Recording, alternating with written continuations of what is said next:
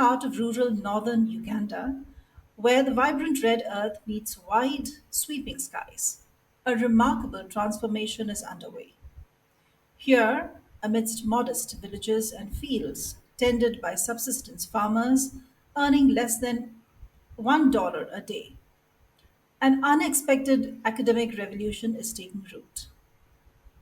Despite facing economic hardships that would stretch the imaginations of the affluent world, a group of determined students is consistently outperforming their peers, reshaping their destinies, and setting the stage for a future as promising as it is surprising. Hello, I'm Paige. Keep listening to know how Deki founder and CEO Etyang Fred, also known as Bob, has brought about this sea change. Welcome to Chizuba Talks, Fred. Hello, how are you? Fred, I'm good. Thank you, Fred. So, Fred, tell us the meaning of Deki and tell it how did it start? Well, I'm so excited for being given this opportunity to talk a little bit about myself and Deki at large. By the names, I'm called Etyang Fred, and I'm the founder of Deki Uganda. Um, we began operation 2017. Up to now, we're running. So what Diki does is we build schools and give free access to quality education to the kids, to the children of northern Uganda. Yeah, well being knowing the background of northern Uganda. The region where we're operating currently is one of the regions that has been affected by the wars of the LRA rebels. So the region itself, it's still down and we're trying to lift it. Um, Deki, the word Deki means tomorrow in a local language, in my mother tongue, in my language. Tomorrow. Deki means Okay. tomorrow, tomorrow. So we're Okay. trying to create the future. We're trying to build the future for tomorrow. We want them to also Oh, have okay. access. Yeah, trying to create like a Beautiful. good environment. Yeah, Deki. Like what it inspired me to start Deki. Looking at my past and my background, I lived in a small town. It's a small slum. It's called Nakawa. It's so sad that the government evicted us and chased us from the area, and it doesn't exist anymore. Yeah, I've had a challenge, me and my siblings, to go to school. Where we were studying in the government school. It took me like an hour or two to get to school. So we used to wake up very early, like at around 4 a.m. Like 4 a.m. to go to school in order to make it on time, like around Oh my 7, 8. goodness. Yeah. So it was very risky. Like around that time, we faced so many challenges. They were kidnapping children. You wake up one morning and you find like these ladies who wake up very early and they go to the market, like the ladies who conduct trade. You find somebody's throat has been, somebody's killed, and like we faced all the things, but we didn't give up. Like it was like part of life, you know. My So like goodness. yeah, in the community where I grew up, people were trying to develop and grow. Like I'm talking about the business people. What do they believe that if you buried a child's head beneath the house you're building, that house is going to be strong and it's going to be there for decades. So they were killing so many of our age, and that also still didn't stop me and my siblings from continuing with that challenge. And in the the schools we went to, there were no like access to that quality education, and the teachers themselves, they were not so consistent, despite the fact that it's a government school. The government used to could pay them, and sometimes the government could not pay them. So you find like, like the entire term, a teacher comes to school maybe like 5 times, and we're all preparing for the national exam. Then it was a challenge. It was a challenge that disturbed me. So when I took a visit, a mini visit after all this challenge to my village in northern Uganda, I found out that the kids are facing the same challenge. It takes them 2 to 3 hours to get to the nearest schools. And these are so young kids. And sometimes when it rains, the road floods and they can't even cross those rivers. So that also like kind of like triggered my pain. I'm like, this something needs to be not something needs to be done. Because if the government is not doing this, then I should try to do something. You know, like Right. I met with a couple of friends and I met with Shauna and pitched that idea. And yeah, she came in like she was so quick because no, like she studied anthropology and she really loves to know people's culture and stuff. So she really dipped in like so fast.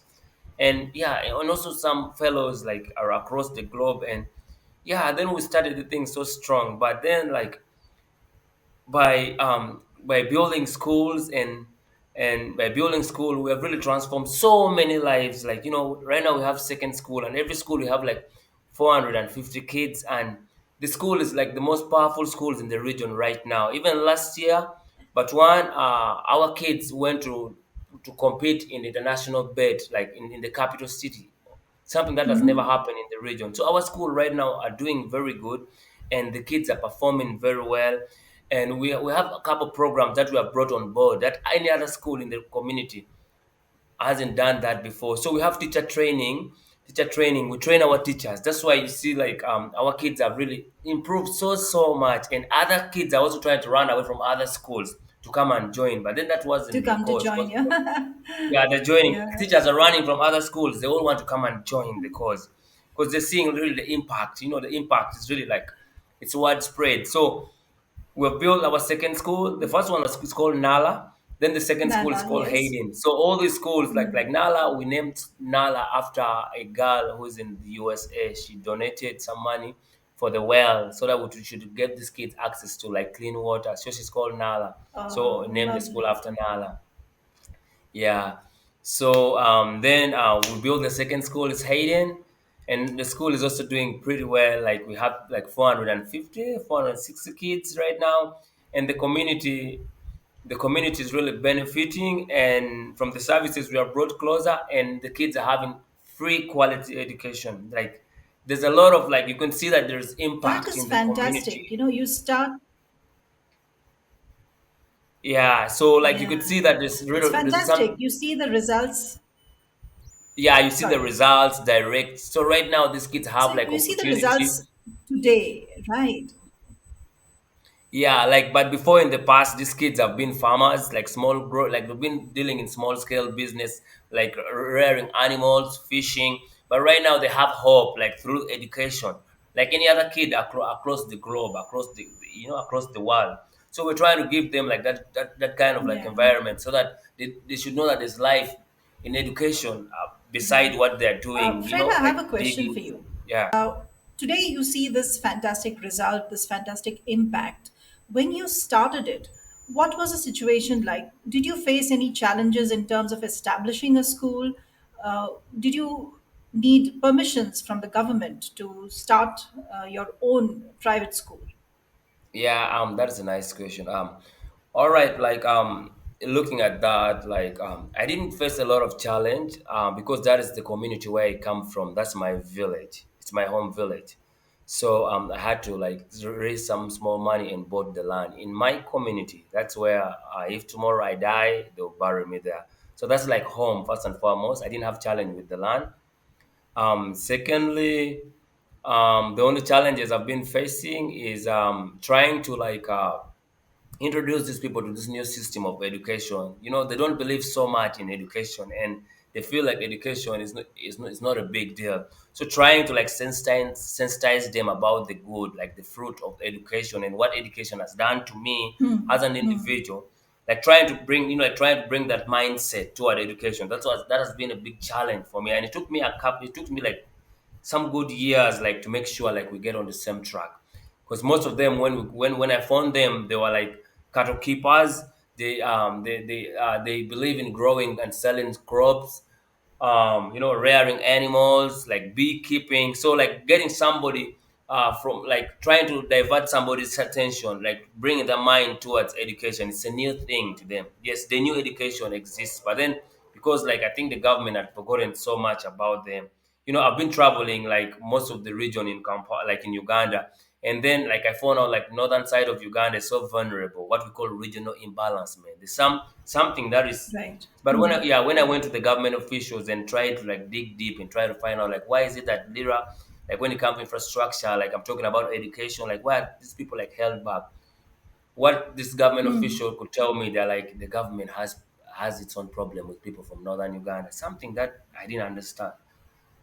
So it has something to Okay. do with Okay. politics. So yeah, yeah, those are the few challenges It's I faced. unfortunate.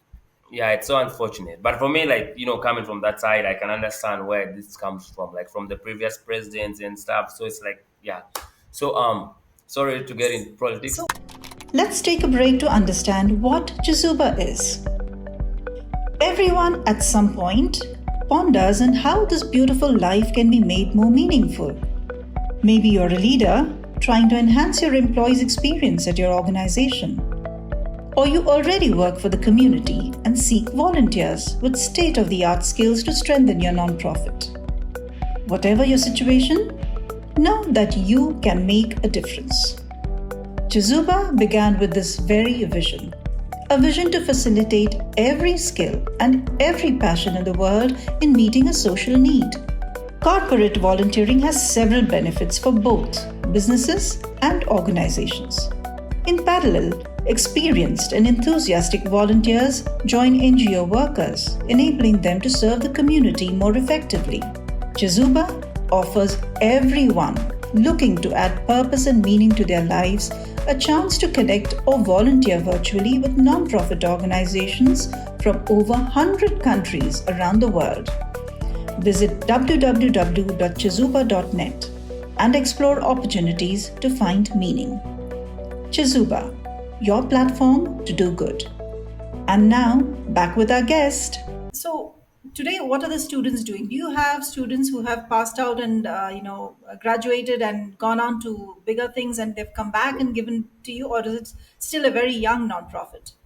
Yeah, we have like students who have passed out, like they've gone to secondary schools and powerful schools now within the town. They've gone to different cities in Kampala, and yeah, they've got the opportunity to come and give speech to these other kids, other young children. Like, so, yeah, we have kids who have graduated, and we've been following. We have like what, like we don't give up on them. We've been Super. following them up, like trying to see the struggles they go through. If they need our help or support, we still render with them because it reached a point where the families can't really the families have like limitation, like that one good thing that the families have been doing to the school, they've been providing us with food. Like everybody in the community would bring like food, like 3 kgs posho and beans. Oh, Yes, okay. yeah, that's how they've been moving us. But then like when it comes to any other stuff like scholastic material, teacher payment, it has always been the effort, it has been coming from us you know So I have, when you speak about the education system in your school, in Nela and Hayden, you are following the Ugandan curriculum, or do you have your Curriculum. own curriculum? No, we're following Uganda's curriculum, like the updated curriculum. Because now on board, I have a gentleman I'm working with. Is on my team. He's the country director. It's called Francis Ndagize. He has been working with Shona with a non-profit called Educate for now 10 years. He's one of the Okay. people who have helped Educate grow to where they are, where it has reached right now. So he Ah, has a lot of knowledge. So he has been we've been working together. That's why we're moving pretty quick. Like we know it's so updated about the system when it comes to like education department. So we're working with the Uganda's curriculum, but of course, like we also have like extra programs that we have adopted. So we I'm even were sure. looking forward, like in Yes. the future, to also go and try to help other schools, like those government schools. We have neighboring schools; they have like 1,800 children, but then you find like out of 1,800 children, um, when it comes to the final exams, let me say the candidate schools that are supposed, the candidate classes that are supposed to like sit the final exam, there would be like 100 children. Then what the schools do, Oh, what the schools do, they will just present like 20 kids. Then the rest of the kids, they don't give them opportunity because they're not sure if these kids are going to perform well. So it's really so oh, absurd. that's Yeah. terrible. So we're looking forward to try to also like stretch our hands and try to reach there and try to also help those other schools, like yeah, like in the future. Right. So we're also planning on that. Like And we had a retreat just yesterday. We had a retreat, talked about all the things. We're trying to see that we try to keep them also like in the same pace. Yeah, and yeah. So okay. there's been a lot What of. about, Go ahead. sorry, what about technology? What about computers? Because there's so much to learn, and today we are living in the world of AI, like artificial That's true. intelligence. Uh, Yeah. I understand the rural background, I understand the challenges there, but how do you think this gap can be closed? The gap of like technology, like I personally I'm an IT personnel. I graduated in 2013 in information technology business from one of the biggest universities in Africa. So we're trying to adopt that kind of culture and make sure we bring it within our society. Though right now the biggest problem we're facing right now is the network. Like we're Yes. operating in rural areas, in the remote areas, and come on, and network is Okay. becoming a problem. It also affects us, like the people who are operating on ground, like this poor network. So when we bring like computers, of course now like we have a grant, we're working on that. We're trying to see like we could bring in more computers for the staff. They really want like to be updated, like because we need to like be communicating like digital wise, like we're always moving from places to places. So sometimes when we have computer, we can all get on the same page and try to talk about like the budgets and stuff. So we're trying to see that we could get some kind of stable internet. But now the government hasn't yet like brought those boosters, like we call them boosters, or the ODFs that help the Correct. because we're still in rural Yes, areas, and yes. so it's still a problem to us. Even like communicating on phone, you have to like look for a specific spot, like maybe an ant hill, then you climb on top, then you'll have a clear network. If you're not around that ant hill, you won't get a network. So we're still struggling with Right. that. But now, like with what we are doing in the community right now, they're willing to partner with us, and we're seeing so many like response from the government, like the We are roads, getting a like lot. infrastructure. Yeah, they're really trying. Yeah, they're trying to partner with us right now. But of course, like there's a lot of impacts. Like when I talk about the things like I found on ground, like before the school establishment and what we're doing right now. This is just a story. Maybe it'll just take like just a couple seconds. There's this young girl who she's just like she's 7 years old. She was one of my Okay. favorite. So when we built schools, I was looking so much to her, like to come and join the school. Like I even talked to her grandparents, and yeah, they were so positive about that. But then, like when I went to the capital, tried to meet with the team, and we come and begin the school. When we came and we started like on the construction, coming to realize the girl got married to a 70-year-old man. That thing broke my heart because the man was Seven willing year to. old girl. 70-year-old man. The girl is just like six, like almost six, like 13 years, around 13. Yeah, it's called Baker. And because the man gave the family some kind of support, and they just surrendered their Money. daughter. That thing has been disturbing me, and Gosh. you know, so that thing is very common in the community where the school has been operating. But now we have put a lot of like enforcement, and we have changed so many things. We have carried on Yes. counseling, like we have like programs for the community itself, like so many of that kind of thing. Like HIV had spread, like was so rampant, that spread like in a bigger coverage because so many soldiers used to camp in those areas during the time of the war, like the rebels and stuff. So you find like young kids, like so we've been trying to like put a lot of things in place to make sure like the situation gets to normal. At least now everything right now I can smile. I'm being honest with you, like with what I see and what we have done, and we won't give up. Like they say the sky is the limit, but to us the sky is it's our point of view. We're still going on and That's going on and beautiful. growing strong. Yeah, Yeah, yeah, it is really beautiful. And I love the way, the passion with which you are talking right now and making this change in society. Uh, like they say, change begins with one small step. And I think you have come a long way since what you have seen. And the work that you're doing is indescribable, actually, in terms of educating the community, in terms of bringing up a society which is much, much better than what it was 10 years ago. And yeah. Fred, what is it? I'm sure you're getting a lot of satisfaction doing what you are doing. What is it that you require for people who are listening to this podcast? How can they help you? Yeah, like in order like to try in order to transform so many lives in the community, we're trying to like what we're looking forward to see that we could build more schools that are so sustainable, and with quality education. So of course, funding is kind of it's a pain. Like right now, it has been like focused on one person, and that person is also like committed to something else.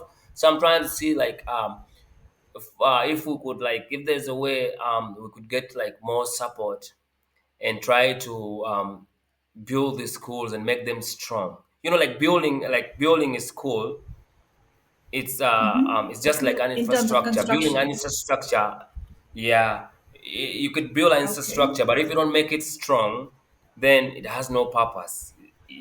Yeah. So what we are looking at here is having an infrastructure, of course, where it's something like where the kids could be accommodated, but then like we make it strong, like improving on the quality of education. So like we're trying to transform so many lives. Like in the community where we're operating right now, there's so much need. There's too much need. There is too much need. Now if I'm like Yes. even like riding around the road, like I just sometimes I tend not to look around because you'll find kids everywhere, and like there's too much need, and like the region hasn't yet seen like too much value. So we're trying to like change, trying to take that away and try to make sure like they get on the same page. Like yeah, so looking at that, like yeah, that's just like funding, like support, like we need like that kind of like support, like funds that would help us like get the infrastructure, like Any kind set, of support. and any kind of support, Right. like of course Well, mentorship.